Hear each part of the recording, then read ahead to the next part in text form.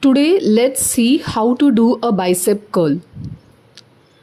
What is its right form and what are the possible mistakes to avoid while doing bicep curl?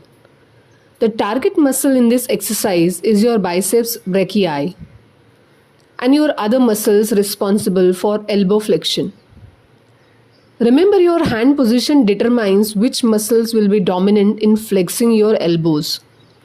So when your elbows are near your body, the biceps brachii will be dominant muscle and the other muscles will act as synergists. In such cases, we get the actual workout of the targeted muscle, that is your biceps brachii. So let's see how to do it. So keep hip width distance or slightly more distance between your legs. Keep your knees slightly soft or slightly bent in order to reduce the load on your vertebra, especially when you are doing heavy weights.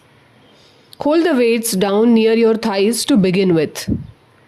Keep your elbows near the body. Remember to keep your core active and engaged. Now just move your hands at the elbows and lift the weight, trying to bring it towards your bicep muscles.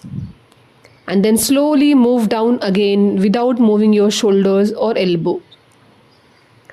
When you are lifting the weight, your bicep muscles are going into concentric movement, and while going down, they are going into eccentric action.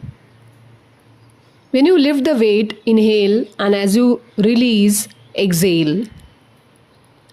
Now let's see what are the common mistakes which limits our targeted muscle impact. First is flexing the shoulder while curling. Flexing the shoulders will significantly reduce the rotational impact which the weight may create on the elbow. Once the weights are in straight line above the elbow or perpendicular to the floor, there is no rotational force at all on elbows, and elbow flexor muscles get the rest. So if you want to reduce the load on elbow flexors, then you can use this variation. But if you want to increase load on elbows, then keep the elbows close to the body. Another mistake is a destabilized shoulder girdle. Since our biceps brachii connects to the scapula, when it moves the scapula also, if they are not stabilized. So if the back is not nicely elongated and stabilized, the scapula will move the body forward.